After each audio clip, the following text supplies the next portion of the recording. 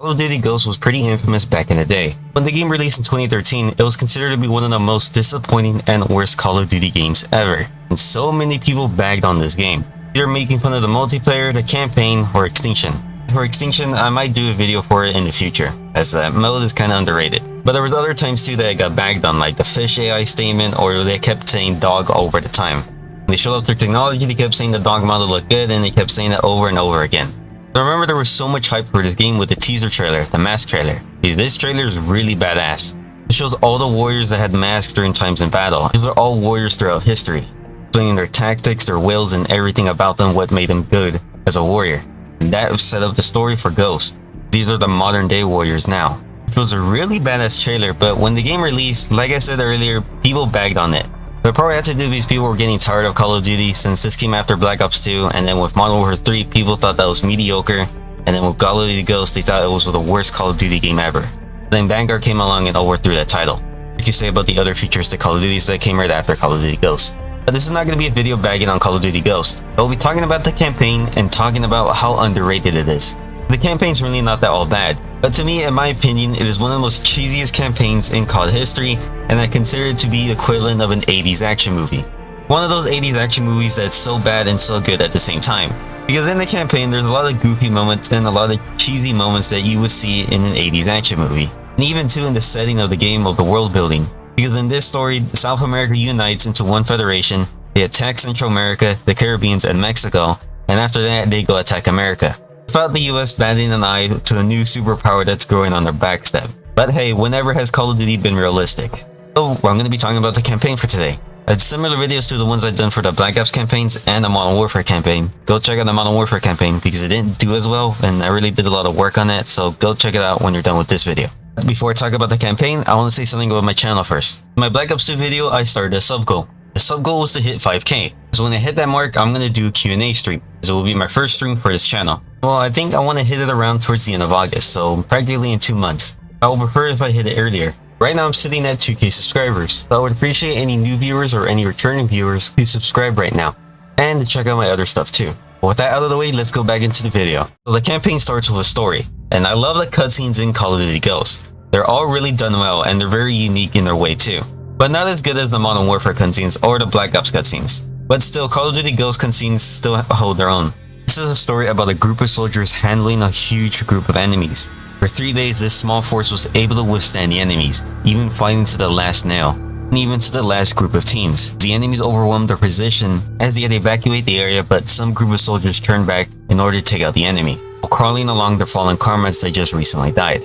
And once they returned back, the rest of the enemies were taken out by using a lot of stealth tactics, but these were brutal tactics too, heavily scaring the enemy just by using their knives and fists.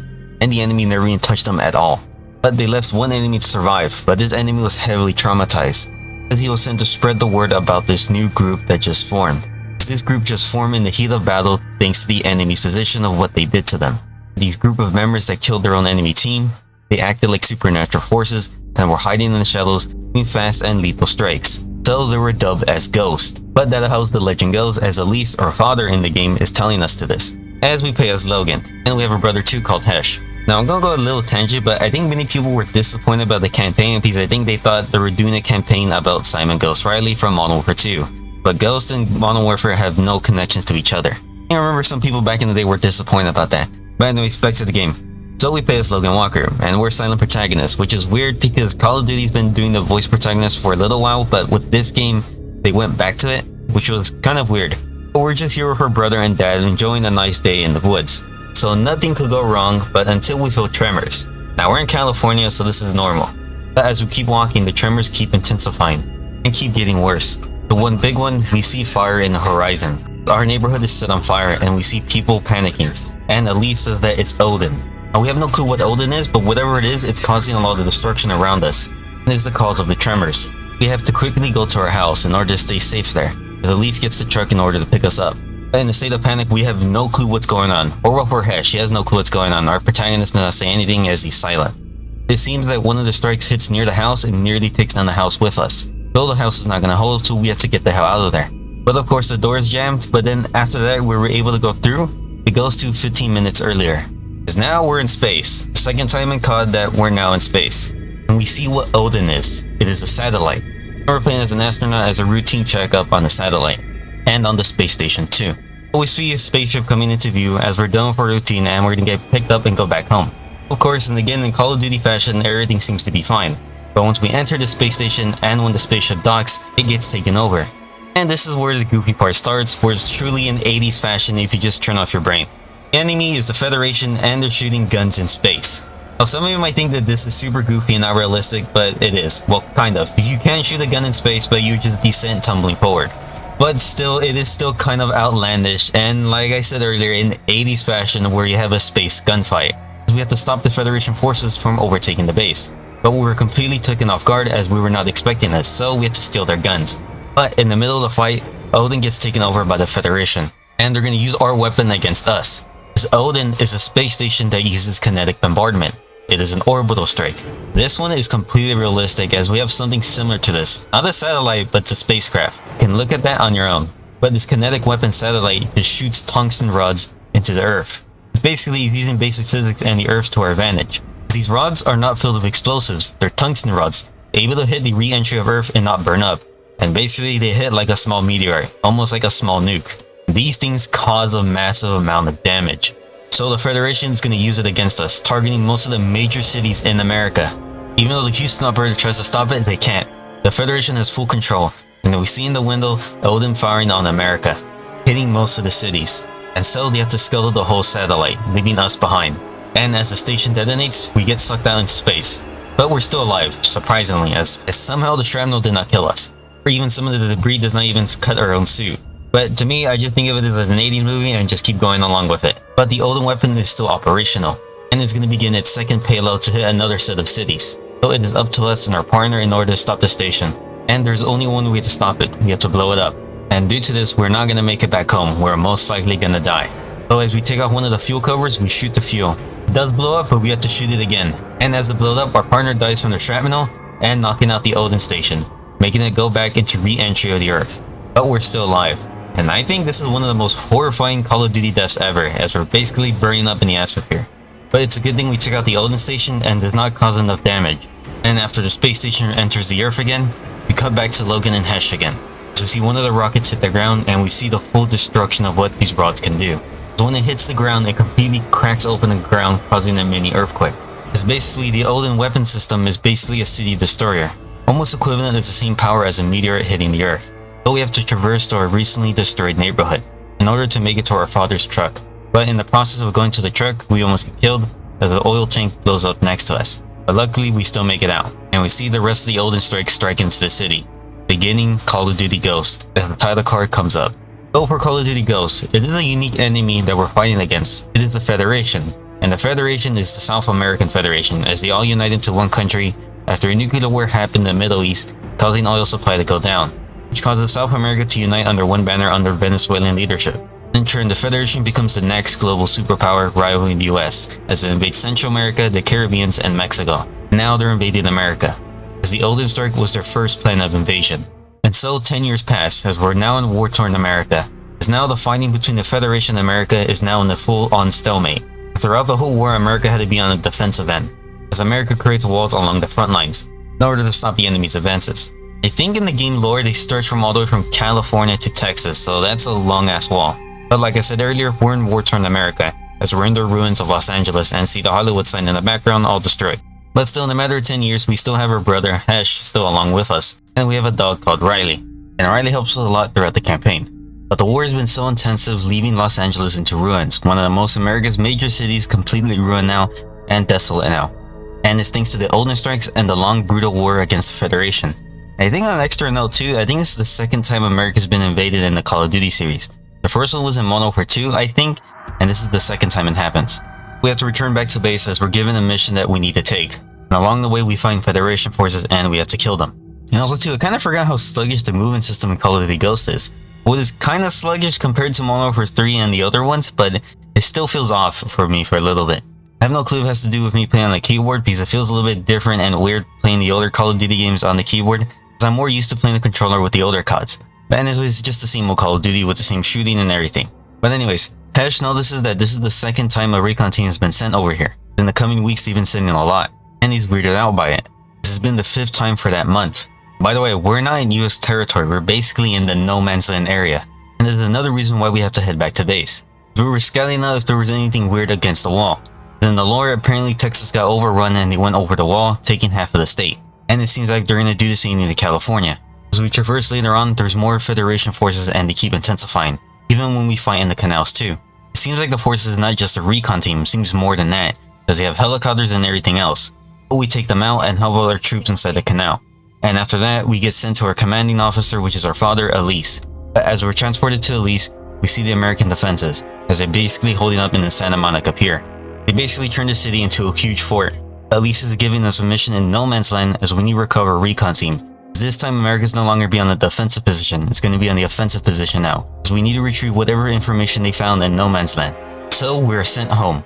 Basically, the no man's land crater was created due to the Odin strikes between San Diego and LA, being this huge land that used to be livable, unlivable now, and it's dangerous to walk through. Basically, it mimics World War I that's too unpredictable and too dangerous. For this mission, we get to play as Riley for the first time. It basically just attacks the people and that's it. Still a cool perspective for a Call of Duty game. What we notice about these two groups of people that Riley killed is that they're looking for something. Not sure what it is, but we still have to find it out. So we make it back home and we see how bad the ruins are of our former house in our former neighborhood, as the nature has taken over. The ground has been uprooted thanks to the original Odin strikes. It still seems like the ground is still unstable from their first original strikes. And then we go to another dog section where we use Riley to take out some enemies. Which is neat. I like these couple of missions that we're going through war-torn America and using Riley as basically we're almost in a mini-esque stealth operation. Not fully stealth as we still go low no matter what. But we find out what they're salvaging is the original Odin satellite, as it seems like it crashed into the ground and was able to survive re-entry. And they're salvaging the operation for something they could use for themselves. But we still need to find a recon team. So as we go through the tunnels hiding away and keep using Riley as to scout ahead of us and take out as much enemies as he can, we find a person. Is he interrogating one of our troops? And this is the villain of the story, as his name is Rorke, and he knows this person who is interrogating him. Like they have personal history between each other. It seems like he still want to interrogate him as it mocks him that he was gonna kill him, but he didn't. It is revealed to us that there's an operation called Operation Homecoming, and that the fact that there's a fire base nearby. That means they're getting ready for a battle or an invasion. But we need to rescue the guy. But the guy's not from our squad, they're from a special forces called Ghost. Luckily, one of their team members is around and we give him the information, as they're still looking for him. As we're introduced to the Ghost Squad after we get attacked by a bunch of wolves. So we fight alongside them against the Federation forces, and we figure out or we see where the fire base is. It's in an abandoned stadium. And that's where they're holding the other Ghost member called Ajax over there. So we need to go out and rescue him. So as we're in the stadium, we need to find Ajax, as we use a sniper rifle that's basically on a drone type control to find where Ajax is. And we find him, and they're still trying to interrogate him to extract information. But this is due to Rorke as he wants to torture him. So what I said, Rorke has a personal history of Ajax. And after we find him, we have to follow along the convoy while tagging him with our grenade launcher. This is going to be a loud and fast operation in order to get Ajax out. And so we ignite the grenades, causing a massive amount of panic and a lot of chaos along the way. And we successfully make it into the stadium. And so we have to keep fighting on the Federation forces. There's a lot of heavy fighting as we use our grenade launcher, and we still make it out throughout the end. But something goes wrong as we find the room that Ajax was previously in, but he's not there. The Federation troops moved him somewhere else. But one of the Ghost members, Keegan, interrogates one of the people. But the soldier doesn't budge, but thankfully our dog gets the scent of Ajax and we're able to help him out. But we get caught in the crossfire from RPG fire and we get to use a remote sniper rifle in order to take out some of the soldiers. But I'm gonna go a little tangent off right now, because I think a lot of people expect the Call of Duty Ghost to be a really stealthy game, but it's more the same old Call of Duty with a lot of action.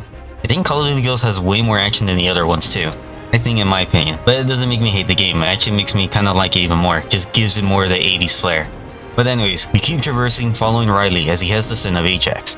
And towards the end of the building, we find where he's at, but he's blocked behind a group of soldiers. So we throw in gas and breach and clear the room.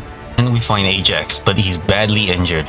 So it's like he was almost tortured to death. But before his dying breath, he says that it was Rorke. Rorke is targeting the Ghost as he looks into the wall. And it looks like he already took out the other Ghost members too. And he's now going for the rest of the surviving ones. And he got to Ajax. And so Ajax dies from his injuries. But everything just keeps getting worse and worse. As the Federation forces are doing one final assault against Fort Santa Monica, as they attempt to break through the fort. And so we hurry back, taking one of their helicopters, making it back to Santa Monica. And I gotta say again, I love these cutscenes. They're one of the greatest in this game. But as we land down, there's a lot of heavy fighting, as there's a completely full frontal assault from the Federation forces, as it seems like they're invading from every side. So we're given the command to help people on the front lines. The Federation forces are invading from the beachhead. We use everything what we have, using the minigun and even using some of the drones from the 810 Warhogs. It seems like the enemy is completely unrelentless as they keep invading no matter what the cost. But even with the drone runs, we still get overwhelmed. The Federation gunship comes along and takes out the balcony. So we're forced to go on foot in order to help our dad, as we have no clue where he's at and he's in the middle of the battle. It seems like the command center is being overrun by the Federation forces, so we fight through the trenches. And we still have the support from the drones, so we still use them along the way. With all that out of the way, the drone forces operators get taken out, and so we have to fall back to a second defense position. It seems like the enemy forces are completely overwhelming us. And so we retreat from the beach, and we need to find the command center, as apparently it's been set ablaze by the Federation forces. But as we make it back to the command center, we do not find our dad. We only find a Federation soldier that almost kills us. But our brother Hesh helps us out, but we get injured. But it doesn't matter as the ghost team is set to help us out, as they come from the roof. But as we get rescued, Hesh argues with the rest of the ghost members. But the key member, as is in the subtitles named Ghost, comes out and breaks up the fight, as he commends us saying that we were doing something good for coming back to help out our dad. But in the most cheesiest way, our father is revealed to be a ghost member. As in the lore, he is the true ghost member, as he was one of the members that was part of the legend with the first story and the beginning of the game. But it seems like Elise, our father, tells us that we passed all the tests, and so we begin now as we're officially ghost members. But we have a bigger problem, Rorke. As Rorke was a former ghost member, as he was also one of the best, similar to Elise. Our brother Hesh asks Elise, how is Rorke one of the best? So we begin another story. 12 years earlier, the Federation was just starting out and starting to conquer all of South America. As the ghost team was sent to the capital of Venezuela, as the Venezuela is the leader of the Federation. So they are sent to Caracas to assassinate the general, leader of the Federation. As Rorke convinced the US government to send the ghost team in order to kill the general. So the US gives him permission and he sent an invasion force to the capital. But Rorke was dead set on killing the general, even to the point putting his men in danger. And so the invasion begins as we pay as Elise, this time but 12 years earlier. The US invades the Federation capital, as it's a full-on invasion sending tanks, planes and everything else, for only one goal, to kill the general. So we fight through the streets of Caracas. But the invasion seems like it's not going as well as we lose some of our forces. But it gets worse once we go to another street as we see two missile trucks. We disable one, but the other one is aiming at a dam. But we don't think the general's crazy enough in order to shoot down the dam and flood his own people and his own city. But we were dead wrong as the missile truck shoots the dam, flooding the whole entire city, leaving the invasion forces at a high risk, but also to putting the defensive forces at risk too, as he took out half of the forces. But Rorke keeps on pushing the mission as Merrick says that we should leave as the whole city is flooded and half their forces are gone. But Rorke says no, we still need to kill the general. This shows how skilled Rorke is, as he was the original team leader and he's leading every other ghost members. Due to this, we still follow his command. As we make it away from the flooded waters and the flooded city, we make it to the rooftop. But the rooftop ends up collapsing from the too much damage from the dam. So while being like ghosts, we hide in the water and try to take out as much enemies as we can, as we're in the flooded part of the building. As we are with Rorke now, and we need to head back to our team members. While heavy fighting against Federation forces, even though they're still trying to get out of the flooded city, we make it back to our team. And we see the general trying to escape. We need to head as quickly as possible in order to stop him. And as we make it to the helicopter and jump, it starts the usual Call of Duty action-packed scene. You get on the chopper and you take out one of the soldiers by shooting him in the head and taking his gun. You try to shoot the general, but the general dodges it in almost like an 80's fashion. But still, with the help of Rorke, we are able to take down the general. But in the process of this, the helicopter goes down, endangering everyone in the helicopter, including us and the rest of the ghost members. But more importantly, Rorke, as Rorke is hanging on a thin edge. We reach out for Rorke in order to catch him. We do, but the helicopter still keeps breaking apart, endangering everybody. But we have no choice but to let go of Rorke. But our character struggles in order to let him go, because I don't think I didn't press the button, but it seems like Elias was still trying to reach out for him when he falls into the ground and into the water. So to us, we think Rorke died in the process of the flooding, but he didn't. He was captured by the Federation forces and was tortured into becoming their own signature weapon. He used tactics from the Amazon tribes in order to break his mind, which they do. So Rorke feels abandoned and betrayed as the ghost members and his teammates left him behind. So he wants revenge against his own members. He killed some of the ghost members and Ajax too, though we're sent on a mission in order to find where Rorke is and stop him. Now we're official ghost members. Our first mission as a ghost member, we're sent back to Caracas in order to find the person that knows about Rorke. And so begins one of the best missions in Call of Duty Ghosts, Federation Day, as we're sent back to the city of Caracas in order to find the person that knows about Rorke. As we're on the rooftops of a skyscraper, looking down on the city as they celebrate their Federation Day. It's basically their version of Independence Day. But this set piece is one of the most badass pieces in Call of Duty. Because now we're on the full stealth mission now. So we need to ID the person who knows the information about Rorke. He's on a different skyscraper of where we were looking at. And once we ID the person, we use our zip lines and fire it across the skyscraper. And once we cut our line, we're hanging across the skyscraper with the windows. And while this scene and this whole set piece reminds me of a Mission Impossible scene, we silently traverse down the building's windows. Basically, the enemies inside the building cannot see us whatsoever as the lights in the building blinds them. So we stealthily take out some of the enemies inside the building, one by one. We traverse down the building, we need to find the control central room. And once we find the floor, we cut the window open, making us enter the building completely in stealth, completely in the shadows as nobody knows where we're at, and nobody knows that we're here. The reason we're on this floor is we need to upload the virus, in order to fully knock out the power in the whole building. Once we try to upload the virus, there's a patrol that's coming down the hallway into the server room. So we hurry as we can and we finally upload the virus, but we don't fully activate the virus yet. We still need to be in position in order to get outside the building, and also to away from the guards. So we hide in the darkness, as we watch the guards pass by. One of the guards gets too smart and Keegan takes him out.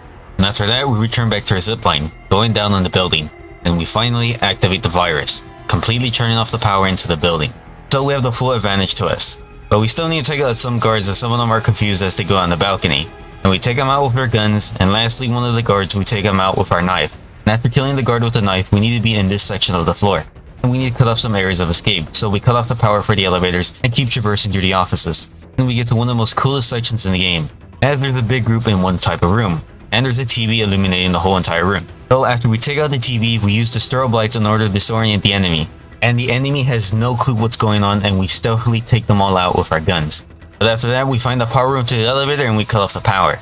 But the thing is, they already know what we're doing, so they're gonna send a huge group against us. It's gonna be a very tough fight in order to get the guy we need to retrieve the information from. But there's too much enemies, so we have to hook back on the ropes again. Taking as much enemies as we can as we rope down to another floor and to another floor too, and we enter one of the floors. The person we're trying to get is trying to run away. But with enough heavy fighting, we make it to the end of the room. And we find the room where he's in, but he's not in there. But good thing Keegan found the guy. Ash and Keegan interrogate the guy, ask where Rorke is. And with enough shouting and yelling and interrogating, he finally gives up and he says that the file in the briefcase is where Rorke's location is. The thing is, Rorke was 10 steps ahead of us, as he knew we were trying to find him and he had the building rigged to explosives. And so he sets off the building. It was a complete setup. So the building comes crumbling around us and we need to hightail it out of there. But we're almost too late as the building almost comes crashing down, creaming down into the floor. But in true Call of Duty fashion, which is more over the top for this game in more of an 80s sense, we make it out through the building through the windows, and we activate our parachute, making us survive the whole encounter.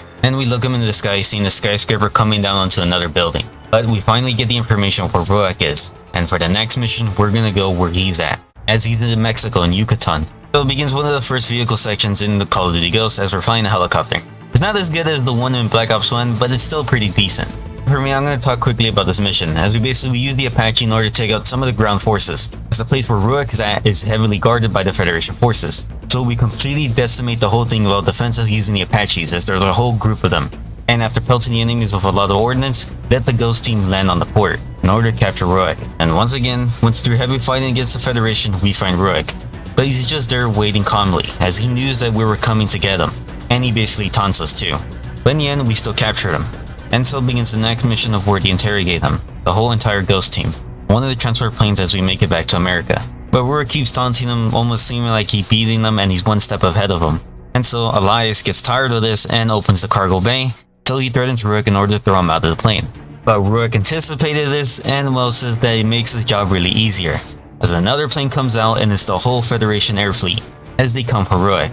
Now, I don't know why in this scene they don't kill Rorke right there and there, because we're given the gun and to shoot at the plane. So we just only shoot the plane, we don't even shoot Rorke at all.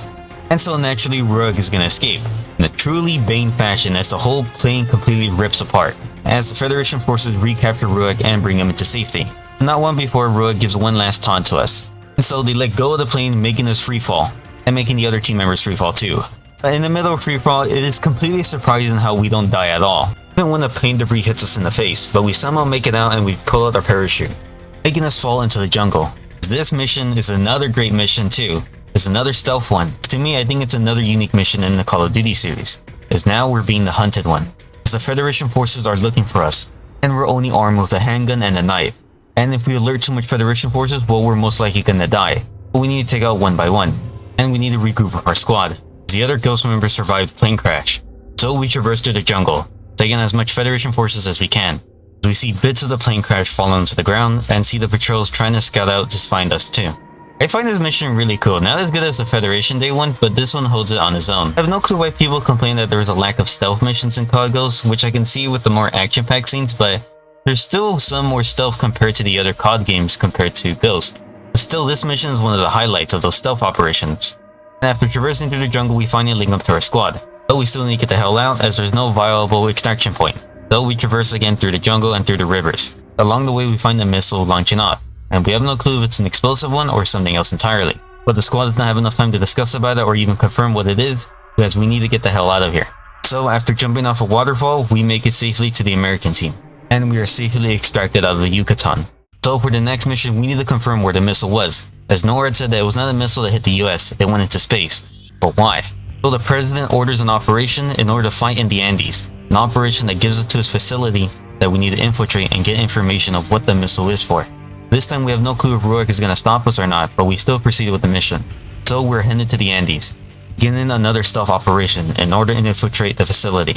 As we land down in the Andes, we take the uniforms of some of the Federation soldiers, as we need to blend in with the guards. And so we take out one of the guard checkpoints, taking in their positions and their guard duties, as we're completely blending in now. The enemy does not suspect anything at all. So we commandeer a vehicle in order to get inside the facility. This vehicle split off from the convoy that was entering for another side. We drive for a long time, we make it to the facility finally, still blending in. But just like with the last operation back in the Federation Day, use the same tactic in order to cut the power. We make it to the metal detectors, it was weapons free, as the whole power goes out for the whole facility. We keep pressing forward, killing the Federation forces as they have no clue what's going on. Make it to a server rack and we plant something in order to get eyes and ears of everything around the facility. Apparently the information we have is locked behind the vault. So we drill into the vault almost like Payday 2 style. And we open it and we enter deeper into the facility. With enough fighting against the Federation forces, we make it to one spot of what the data is and what the missiles are. So we get a little defensive section. So we have to set up turrets, mines, and claymores everyone around the room. So we wait to download the files. I really like this section in this map as we're given more unique ways to defend the area. As we're given one turret and we're given shockwave mines in order to lay around the room. And they do a really good job in defeating the enemy and holding them back. And we're able to download the files, even though they almost come close to killing us. So our work is done. The thing is, we're still wearing Federation troop uniforms, and they still have no clue who is attacking them or even there's traitors amongst the ranks. They're still trying to figure it out, so we use it to our advantage. So we use the elevators and attempt to blend in as we're trying to blend in as the survivors from the attacks down below in the facility. And we play it really well, as we're completely walking out through the front lobby. We even help some of the injured soldiers that we just injured along the way, completely blending in. And so we safely make it back to our vehicle. All is fine, right? But we continue driving down the facility and make it to a checkpoint. The information we just extracted is a kill estimate, as again they're gonna attack all the US cities with this missile. It seems similar to the ones like with the Odin strikes back in 10 years ago. But as we're getting led through the checkpoint, someone gets smart enough and figures that we're faking it. And so we drive like hell and then queues in the turret section in every Call of Duty game. This time is a little different as we're on ice and we have to keep shooting the ground in order to stop the Federation forces, as we're driving over a frozen lake. And to the end of the mission, we get an interesting extraction point, as the submarine comes out of the ice and cracks the ice open and we're able to extract. And we were successfully able to retrieve the information, as these missiles are being developed in a factory near the port of Rio. But we cannot go to the port as it's defended by one of the Federation fleets, their third fleet. So we need to attack one area in order to throw off the fleet and make them go away from the port, making it easier to invade the factory. And the only way we do this is to blow up one of the major oil rigs down in Antarctica that is controlled by the Federation. And so begins the first collection of the sea missions in Call of Duty Ghost, as we are sent to completely disable and sabotage the whole oil rig, crippling the fuel supply line for the Federation. As in another cool set piece, we're under the water under the ice sheets, and we set off C4 using our underwater gun, killing the rest of the soldiers that fell through.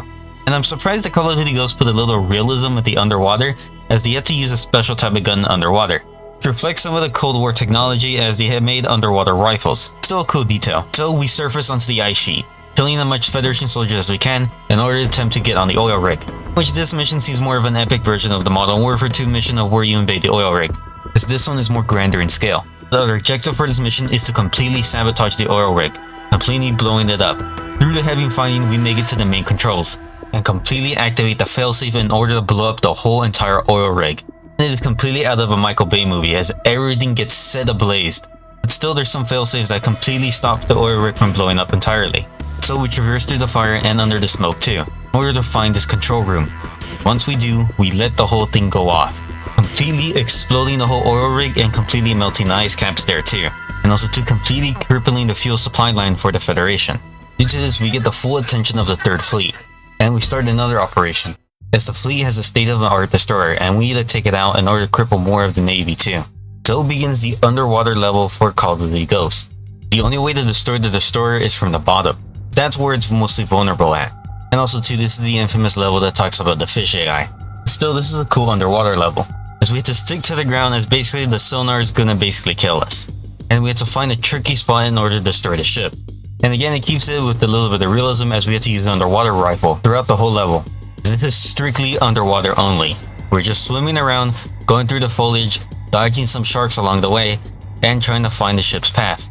Of course, the Federation troops are around, scavenging some things around. Basically, they're a salvage crew, which slightly dampens our plans. But as we make it to the salvage crew and almost get nearly killed by the sonar from the destroyer, we finally find a sweet spot of where to take it out. We use a missile and we guide the missile into where the sweet spot is, and taking out the destroyer. I really love this section, even though it's really unrealistic too, because the sonar post takes out whales and we're basically next to it and it could instantly kill us. Even though we tank some of the sonar posts, which doesn't really make any sense, but it's a really awesome scene as we take out the destroyer. But the blast is too great and we fall more deeper into the ocean floor, and our diver suit gets compromised, but Hesh just fixes it up and we're doing fine now. And once again we have to head to an extraction point, but along the way we have to dodge some sharks. After that, we can finally start the next mission in order to disable the missile facility, back at the Rio port. Throughout these missions, we have no clue if Rorke is gonna go against us, almost like he's waiting in the shadows waiting for the perfect opportunity to strike, as the missions we are doing is kind of crippling the Federation forces. We betray a highly secretive facility. We took out one of the oil rigs, and we took out one of their fleets and one of their destroyers. How has Rorke not come after us? The Ghost members are on a little bit on edge, but they still follow the mission in order to disable the facility back at the Rio port. This time it's not going to be a stealth operation, it's going to be a full-on loud operation. We enter the facility and take out as much of Federation forces as we can. And we later discover that the missiles are not for a regular missile, they're for the Odin. Federation versions of their Odin, called Loki. It is more impactful and more advanced than the ones that the Americans made 10 years ago. There's a whole array of satellites using the kinetic bombardment system. But we finally know what the factory is used for, and so we call in a bombing run to destroy the whole factory. This operation, it completely sidetracks Federation forces too. With everything else done, we go back to America, to Las Vegas, as they want to debrief the information of what they found. With the new Odin system that the Federation forces have, it completely jeopardizes the whole American army. So we are sent to Las Vegas. So once we're in Las Vegas in the safe house to debrief the information, something feels wrong as Merrick points us out and it feels too quiet, and Merrick's suspicions were correct. They threw gas into the safe house, completely knocking out most of the Ghost members, including Hesh, Logan, and Elias, our father.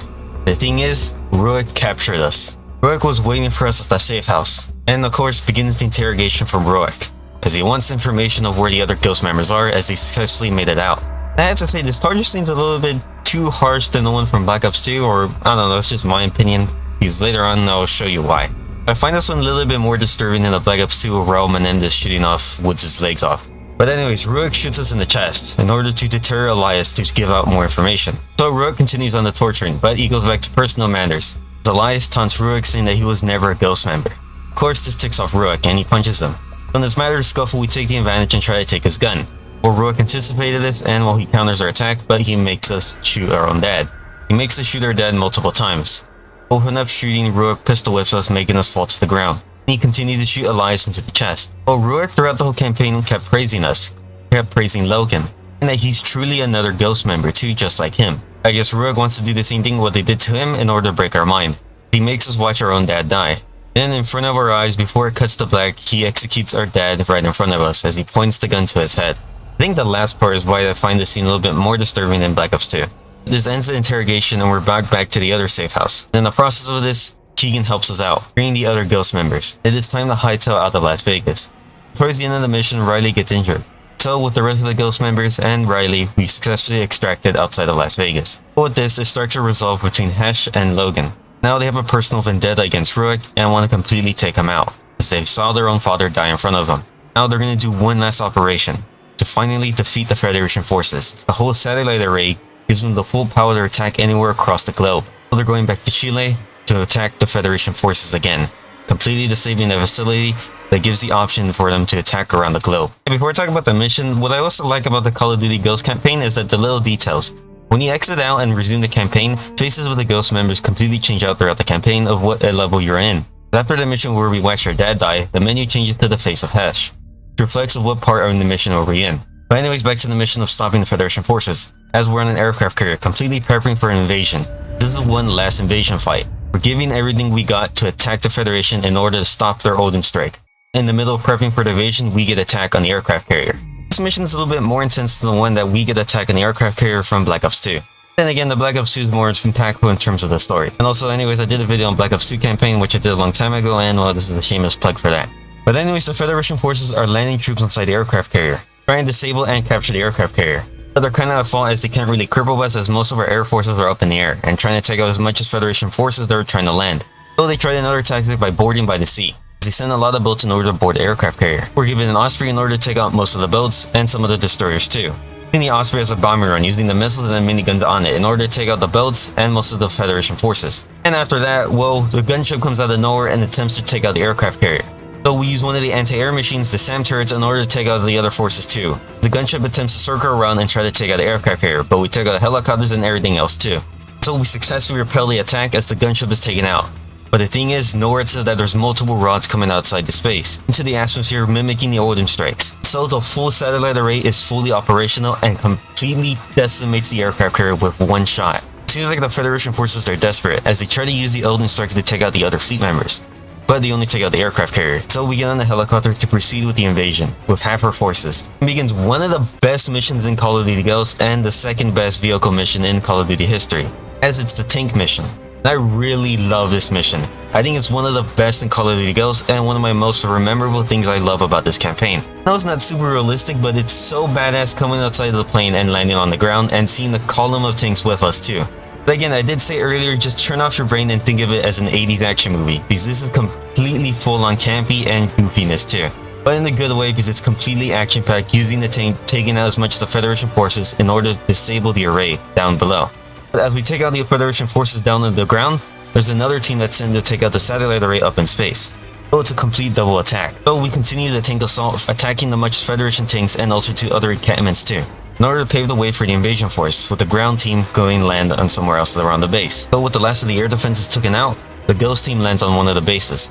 We need to take out the control room and take control of it to launch a missile at the ground array, as it will disable their version of the Odin system, which is called Loki, so they cannot fire on us. And with enough heavy fighting, we make it to the control room and launch the missile. See now, Hesh and Logan want revenge against Rorke. They say that Rorke is leaving on a train, so we go on our own without waiting for the other Ghost members, and Hesh and Logan are now on the train. Finally put a stop at Rorke, but it cuts back to the tank crew again. The ground array has a ton of AA defenses and is more likely going to take out the rocket. With the last of the tank forces, they're going to send them all out to attack the ground array and the defenses too. The area is heavily defended, as along the way we take out the AA defenses, tank keeps getting damaged. We still push through and we're able to take out the AA defenses. But our tank gets taken out, but we're the only survivors. But another tank crew helps pick us up and we're able to escape, and we finally see the ground array blow up with the missile. So completely cutting off the Federation forces in order to shoot down on the Earth. Now it goes to the other operation, the one in space, one where they attack the satellite array and disable Loki. The Loki system is a huge array of all the satellites that are pointing down to the Earth, and so it's going to take some time in order to take them all out and commandeer them. Once again, we're back in space, as we're on the shuttle and getting ready to invade the satellite array. The Federation forces anticipate this and return fire against us. With enough floating around, we make it to one of the areas and we breach in, completely commandeering the whole satellite array and using their weapons against them. It was what they did to us 10 years ago with the Odin satellite. Once we commandeer it, we completely unleash their weapon onto their own forces, taking out the whole entire division that is down on the ground. This completely decimates the whole Federation forces and takes out another division. As we take out the ground Federation forces, we're given another order to take out their fleet. That order is delayed, so we get confirmation to attack the train, ones that Hesh and Logan are on, as they're the ones that confirm the order to shoot down on their train. So it cuts to Hesh and Logan, a couple minutes earlier when they're attacking on the train and trying to take it out, as they have one last mission to finally kill Rorke. So with enough fighting on the heavy train, they make it to the front of the carriage and find Rorke, and begins the brotherly fight against Rorke. Of course, Rorke apprehends them, but Hesh already anticipated this and already checkmated them, as he's the one that confirmed to call down the Odin strike onto the train. Rorke didn't see this coming, as one of the rod's shockwaves completely decimates the train, and we fall onto the ocean floor. Despite from the rod strike, Rorke is still alive, and begins one of the last scuffles between the brothers and Rorke, beginning an epic cutscene. The Magnum's out of bullets, and Hesh throws a bullet to us, and we so reload the gun and shoot Hesh and our brother at the same time, killing Rorke, but severely injuring Hesh. Then since the bullet went through Rorke, it destroys the glass, completely flooding the cabin. So we bring our brother safely to the beach. It's finally over, the Federation forces have been put back, Rorke is dead, and we almost barely made it out. So the two brothers watch the fleet getting decimated from the rods from space. As they finally won now, America is now on the winning move against the Federation forces after 10 years. They avenge their dad and their fellow Ghost members, and so they keep watching into the horizon as they wait for extraction. So the credits roll, ending the story for Call of Duty Ghost. But there's still one more thing. We look to the right of us, we get punched by Rorke. He somehow survived a bullet to the chest and safely made it out of the water. But don't question it. So we try to stab him, but he breaks our arm and he punches us. Hesh is still dazed. The brothers are too weak to fight against Rorke. Rorke commends both of them, as they're even better than Ghost. So Rorke says a cheesy line. Hell of a ghost. But that's not gonna happen. There ain't gonna be any ghosts. After that, he takes Logan away in order to torture him and turn him into him, to have him hunt the Ghost members too, which ends Call of Duty Ghost on a cliffhanger. The last bits of the game, towards the end, we're stuck in a hole, receiving the same torture methods as Rorke did, as the days pass on, and so completely ends the Ghost story. And now for the closing thoughts. I really liked the Call of Duty Ghost campaign. I even liked it as a kid. I never really did like multiplayer in Call of Duty Ghost, but also too I did like Extinction. They were really two good modes. The campaign and Extinction were really good for Call of Duty Ghost. There are some people that do not like the campaign at all, as they call it super unrealistic and really mediocre, and that it had no value to it. Still, Call of Duty Ghost campaign is still a decent campaign. I mean, it's better than the Black Ops 3 campaign.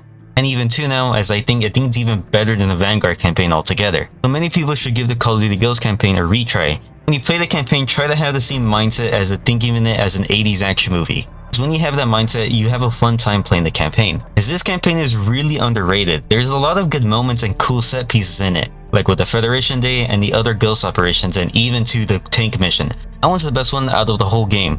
Even though Call of Duty Ghost sold really well, it didn't have any good critiques on it. As the game ended on the cliffhanger, there was never a sequel that was gonna come out for Call of Duty Ghost. So this just became one singular game with a cliffhanger at the end.